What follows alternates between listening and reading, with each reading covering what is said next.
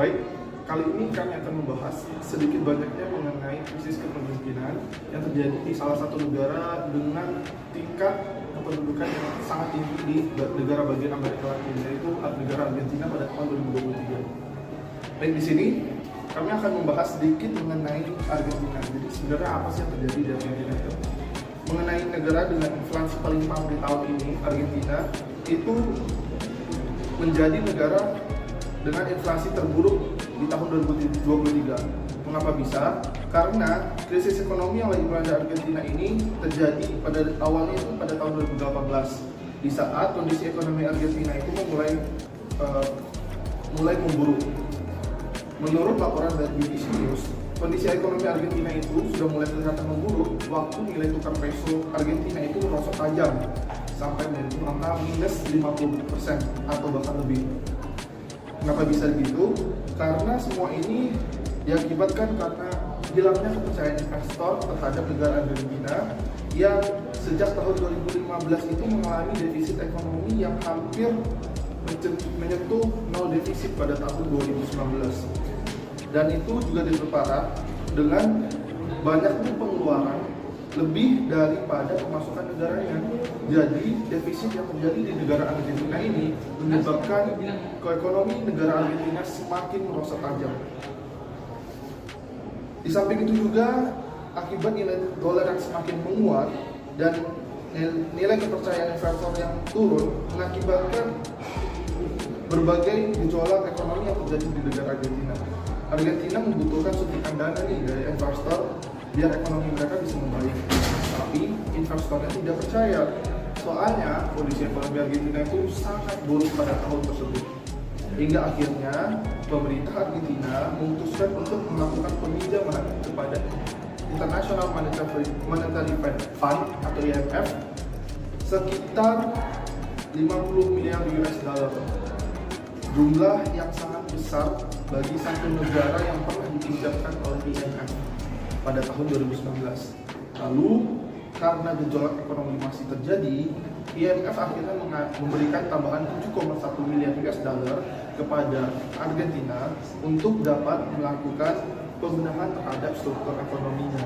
Sehingga totalnya sudah 57,1 miliar US dollar yang dipinjamkan kepada negara Argentina tersebut.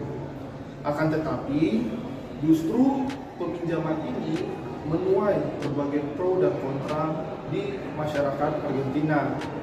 Hal ini menjadi demonstrasi besar-besaran pada saat itu, tepatnya pada akhir 2019. Kenapa? Karena masyarakat Argentina itu merasa trauma karena pada tahun 2001 yang lalu di negara Argentina juga pernah mengalami krisis yang sama dan penyelesaiannya juga sama menggunakan peminjaman dari IMF.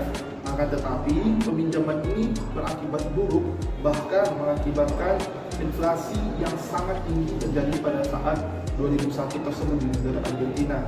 Akhirnya negara Argentina terus-terusan menjadi memburuk. Bahkan kalau kita lihat fakta, Argentina pada zaman dahulunya sekitar tahun 1900-an mereka sempat menjadi negara paling kaya di dunia dan menjadi produsen makanan paling besar seperti adanya daging sapi, daging kambing, gandum dan juga jagung. Tetapi setelah beberapa kali mengalami krisis, dimulai dari krisis tahun 1990, 2001, 2004, 2018 hingga sekarang, perekonomian Argentina menjadi makin menurun. Sekitar kurun waktu 100 tahun, kondisi Argentina itu sudah berubah menjadi 180 derajat. Dari yang tadinya makmur menjadi menurun dan akhirnya kembali lagi seperti negara-negara lain yang mengalami krisis. Apalagi dengan kebijakan pemerintah Argentina yang membuat negara semakin kacau, yang mana niat mereka ingin memperbaiki ternyata malah memperparah keadaan, sehingga membuat rakyatnya tidak lagi percaya. Kemudian para ahli ekonomi juga berasumsi bahwa Argentina masih enggan melakukan reformasi ekonomi secara menyeluruh dan komprehensif yang mengakibatkan Argentina tidak berkembang atau bahkan bisa menjadi lebih lemah. Menurut kami sendiri, apa yang harus dilakukan sama pemerintah Argentina supaya kondisi ekonomi mereka tidak semakin parah?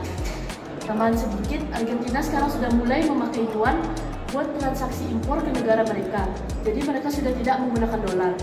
Mereka memiliki tujuan supaya kurs dolar tadi tidak lagi menurun atau supaya inflasi tidak semakin parah. Jadi menurut Guardian tahun lalu, Argentina baru saja menukar cadangan uang mereka yang kurang lebih berjumlah 5 miliar ke yuan, dan kalau dilihat dari berita tentang BRICS, Argentina tidak lagi termasuk dalam daftar negara yang memiliki potensi besar akan mengikuti BRICS. Oleh karena itu, tidak heran kalau langkah ini akhirnya ditempuh oleh pemerintah Argentina. Terus tahun berikutnya ya kita semua tahu pandemi COVID datang, dan ini secara global membuat ekonomi dunia menjadi lesu, dan ini termasuk Argentina. Bahkan ternyata dampaknya pada negara Argentina tuh signifikan banget. Bingung lah pemerintah Argentina tuh. Di situ kita harus ngapain lagi nih biar kondisi bingung lah pemerintah Argentina. Biar ekonomi kita nggak drop banget. Dan akhirnya untuk mengatasi situasi ini, pemerintah Argentina terpaksa menambah produksi mata uang lagi. Tapi ternyata kebijakan ini membuat negara semakin sulit. Selain kebijakan-kebijakan ini, kedepannya malah bikin negara makin sulit. Kebijakan ini tadi, beberapa kebijakan lain dari pemerintah juga dinilai tidak tepat atau tidak layak. Seperti contohnya pemberlakuan kebijakan kontrol mata uang yang terlalu berbelit, ditambah juga dengan beberapa kebijakan lain yang membuat bisnis Argentina semakin lesu. Karena semua faktor tadi, karena semua alasan ini, akhirnya di bulan Februari 2023 tingkat inflasi di Argentina menjadi 102%. Kemudian di samping itu, Argentina tuh juga sedang dilanda kekeringan ekstrim yang disebabkan oleh krisis iklim. Nah, bencana kekeringan ini ternyata memberi dampak yang sangat signifikan untuk perekonomian Argentina. Petani-petani komoditas utama di Argentina seperti gandum, jagung, kedelai, semuanya mengalami gagal panen yang sangat besar. Dan gagal panen ini akhirnya berujung pada meningkatnya harga jual dan menurunkan ekspor. Berdasarkan kasus yang telah dibahas sebelumnya, saya akan membacakan sebuah analisis terhadap kepemimpinan negara Argentina tersebut. Menurut Peter F. Drucker, adapun secara umum memiliki beberapa faktor dalam pengambilan keputusan. Yang pertama ada keterampilan, pendidikan, kultur yang dimiliki oleh pemimpin, dan jiwa pemimpin tersebut. Adapun tipe-tipe dari pemimpin, yaitu tipe administratif, analisis, agresif, dan entrepreneur. Dalam membuat keputusan, pemimpin juga memiliki beberapa unsur yang harus diperlukan, seperti memahami tujuan organisasi, meningkatkan kepercayaan antar pimpinan di bawahan, dan komunikasi yang efektif antar anggotanya.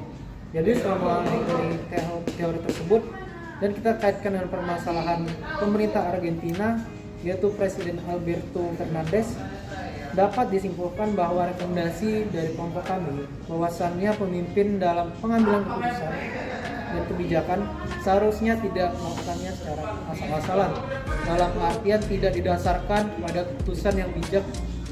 Pemimpin harus dapat melihat situasi yang ada di masyarakat terlebih dahulu, situasi iklim dan situasi kondisi dalam masyarakat, mengenai ekonomi, dan juga dapat meningkatkan perekonomian negara dari inflasi yang terjadi di negara Argentina tersebut.